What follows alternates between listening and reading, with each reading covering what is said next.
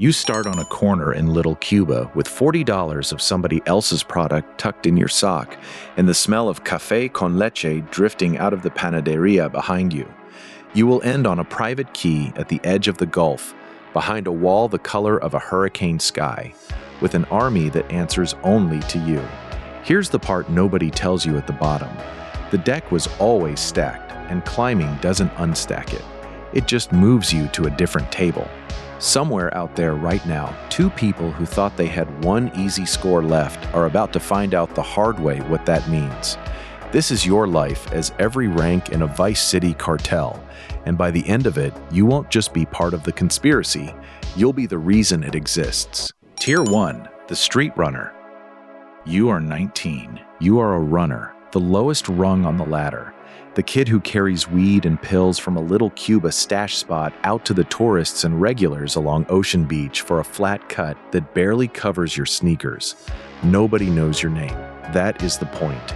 You are cheap, you are replaceable, and if a white and blue VCPD cruiser rolls the strip, you are the one who runs into the flea market crowd and disappears between the bootleg jersey stalls.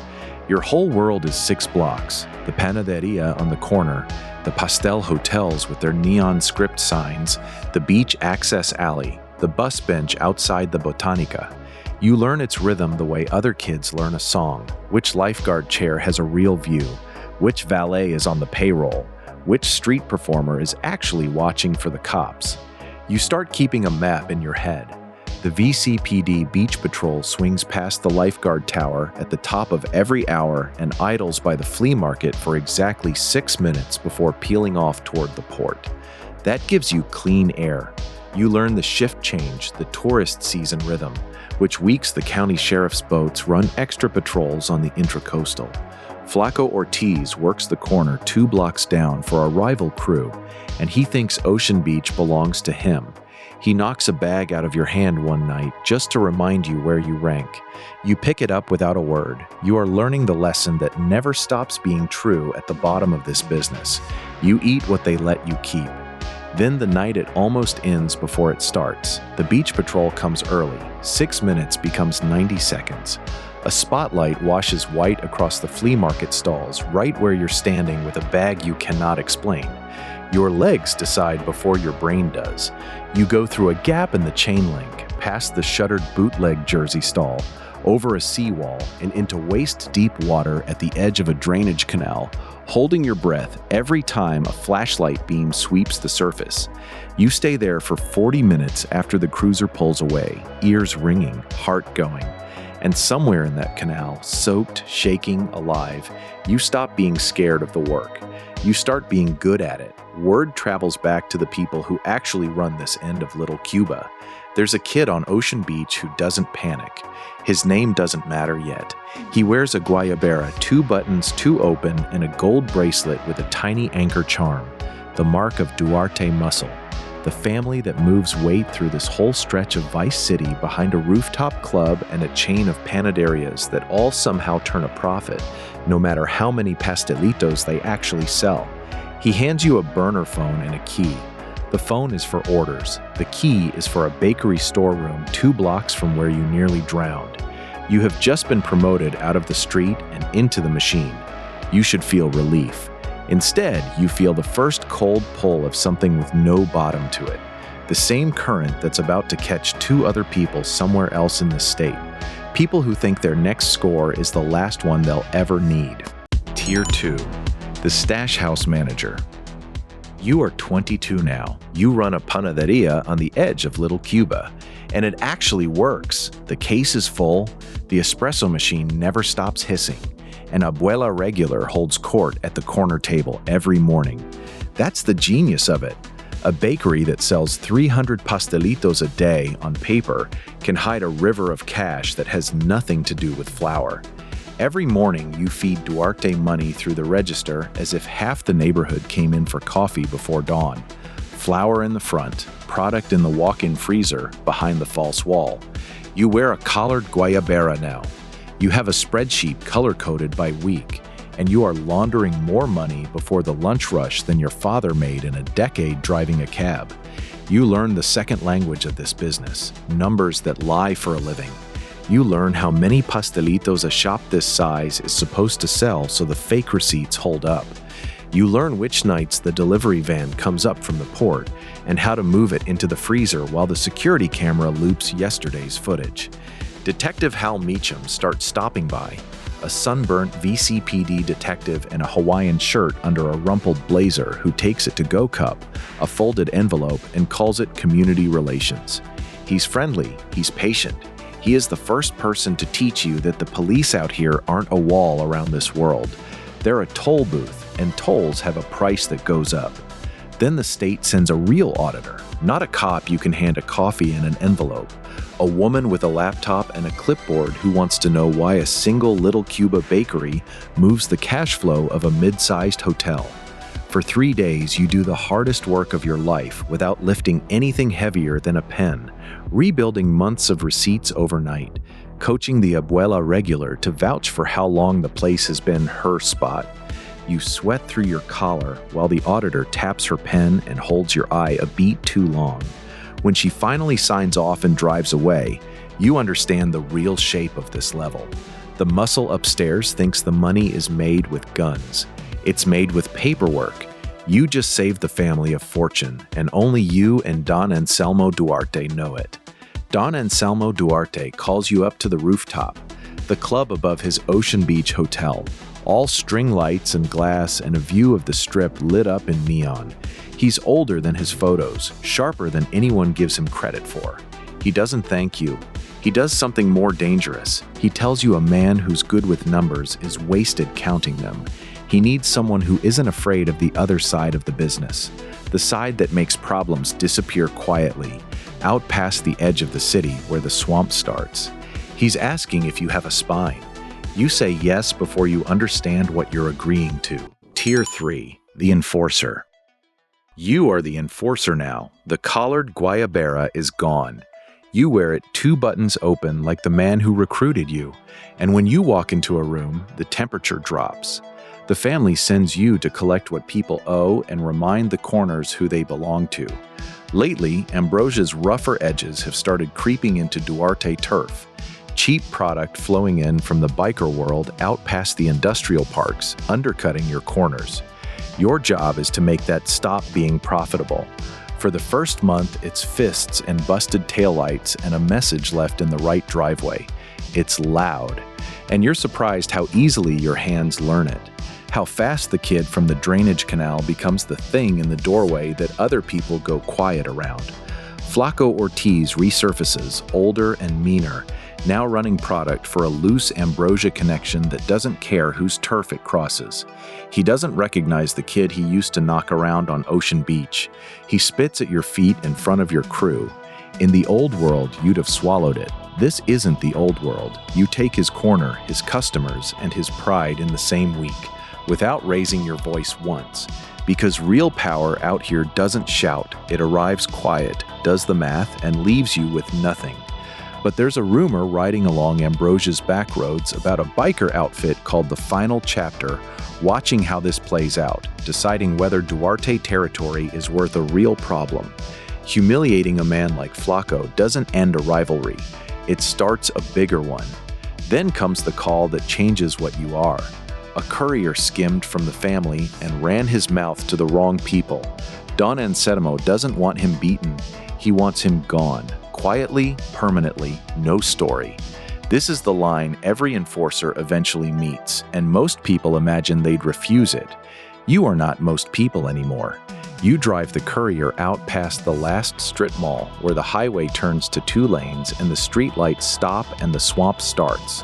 The flat black water of grass rivers, where the only sound is insects and somewhere out in the dark, something heavy sliding off a bank into the water. You do the thing you were told to do. The worst part isn't the doing. The worst part is how quiet the drive back is on a 2-lane road with your headlights the only light for 10 miles, and how well you sleep. You come back different, and everyone can see it. Don Anselmo can see it. Meacham stops joking around you. You've proven you'll cross the last line and keep driving. In this family, that makes you more valuable than money ever did. They stop sending you to break taillights. They start bringing you into the room where the real decisions get made, where the product actually comes from, who controls the routes, and what it costs to keep them open. You're about to meet the people who move weight up through the keys. You're about to become a supplier. Tier 4, the broker. You are a supplier now. You don't touch product and you don't throw punches. You broker. You sit between the Duarte family and the people who actually bring the real weight up from open water. And your job is to keep the pipeline running and the prices sane. Enter Selena Marchetti, the Leonida Keys logistics broker, deeply tanned, gold rings on every finger, a woman who runs boats and float planes along channels her grandfather ran during what people down there still call the golden age of smuggling. She meets you at a stilt-legged tiki bar at the edge of the Keys, orders a drink she never finishes, and does business like she's talking about the weather. From the first handshake, you understand. Everyone at this table is smiling, and nobody at this table is your friend. Now you're juggling 3 fires at once. Selena's people want a bigger margin on every run through the Keys. Don Anselmo wants a smaller one. And Detective Meacham, your paid protection, the toll booth you thought you owned, wants a bigger cut in a hurry, which isn't like him. You start noticing things. Meacham asking about shipment windows he never used to care about. Selena knowing details about your routes she shouldn't know. 2 people at this table are talking to each other behind your back, and you can't yet tell which 2. This tier isn't about muscle or money. It's about reading a room where everyone lies for a living and being the last one left with all your fingers. The proof comes wrapped in a warning. A shipment you brokered gets intercepted at a VDPD checkpoint that should have been clear. A checkpoint Meacham swore was clean. You lose product, you lose a driver to a county holding cell, and you lose face with Don Anselmo. But you're smart now. You planted a small lie in the shipment details, a fake route only one person knew. The checkpoint hit the fake route. That's how you learn Meacham's been feeding you to a state task force to save himself, working an angle where he hands the family over and walks away clean. You sit outside his place for an hour, engine off, watching his porch light. You're not ready to move on a cop yet, but you never trust the toll booth again. Selena watches how you handle it, that you found the leak, contained it, and didn't panic. She brings you an offer that doesn't come from the family. Her people upstream aren't happy with Don Anselmo. He's cautious, he's aging, he's leaving money sitting on the water. They want someone hungry running the whole Keys to Vice City pipeline. They want you. Saying yes means stepping over the man who pulled you off a drowned street corner. Saying no means staying a broker forever while younger, meaner people climb past you. You already know your answer. You knew it in the canal years ago, the night you stopped being afraid. Tier 5, the underboss. You are the underboss now, the operational head of the whole state pipeline. Don Anselmo is still the name on the deed, but you are the hands. Everything moves because you say it moves.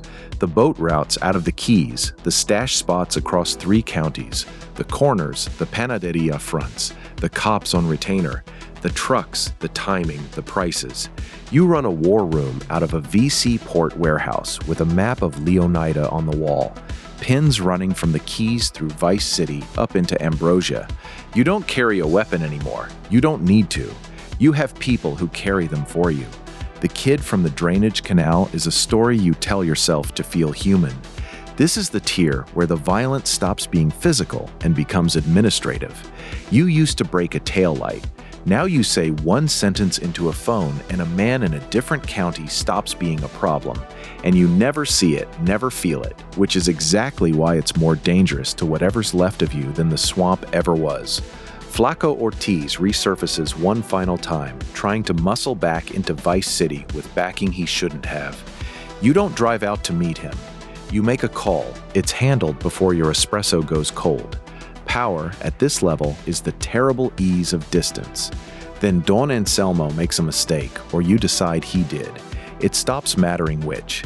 He wants to slow down, sell off routes, make peace with people you've spent years cutting out. Selena's people see weakness. They leave the decision to you because they already consider the operation yours in every way but the name. You go up to the rooftop club one last time. The old man knows before you say a word. He did this himself, decades ago, to the man who made him. There's no shouting. He pours 2 glasses of rum. He tells you the crown isn't a reward, it's a target, and every king in this business dies looking at the door. Then he steps aside. By morning, the family is yours. Don Anselmo boards a private plane to somewhere with no extradition treaty, alive. The one mercy you allow, because you still remember the panaderia. You've won the state. For about a week, that feels like the end of the story. Then Selena calls with congratulations and a suggestion that's really an instruction. It's time to stop being someone's biggest customer and become the source. The open water supply, the outer islands, the whole operation upstream. The person who runs it is careful, hunted, paranoid, and there's room at the very top. You look at your Leonida map on the wall and realize it isn't the top of anything. It's one pin near the bottom of a much bigger picture. So you look further out, past the keys to open water. That's the last mistake, and the one nobody at the top can resist. Tier 6, the kingpin. It takes 2 years, a small war, and more money than most towns in Leonida see in a decade. But you do it. You don't just buy from the source anymore, you become it. You take a private key, a low tropical island off the far edge of the Keys, walled and wired and watched, with a private airstrip, a deep water dock, and a modern compound where a fishing shack used to be. This is the top. This is the throne every runner on every corner dreams about without knowing its shape. You stand on the seawall where the last owner stood, the Gulf going gold at sunset, and for one perfect moment you feel untouchable. You are the reason product moves through an entire state. You are, in every way that matters, exactly what the deck was stacked to eventually produce. You have a private security force now. Guards in tan tactical gear patrol the wall, man the towers, and circle the shallows in center console boats with mounted spotlights. Cameras cover every inch of the grounds. There's a vault under the main house. There's a pair of flamingos on the lawn because the man before you kept them, and you told yourself you wouldn't bother. And then you did, because that's what the top does to a person. It fills you with the habits of every king who came before. Selena still visits, still smiling, still unreadable. Only now you notice her studying your camera blind spots the way you once studied a VCPD beach patrol from a little Cuba curb. You tell yourself she's loyal. You remember, distantly, telling yourself that about Meacham. Then your people bring you a file that drains the blood from your face. Photos of your wall, your towers, your dock, your camera blind spots, your guard rotations. Surveillance of your key shot from open water and from the air. Somewhere out there, someone is scoping you. Not the state task force, amateurs maybe. The kind of hungry, fearless people you used to be. The kind who'd tell themselves this was one easy score to set them up for good, never guessing whose operation they'd actually stumbled into. You call in more guards, you add more cameras, you stop sleeping through the night. You have become paranoid, isolated, and hunted. A man who owns a piece of an entire state and can't walk his own beach without an escort. You have everything, and you are completely alone. You walk out to the seawall where you first felt untouchable.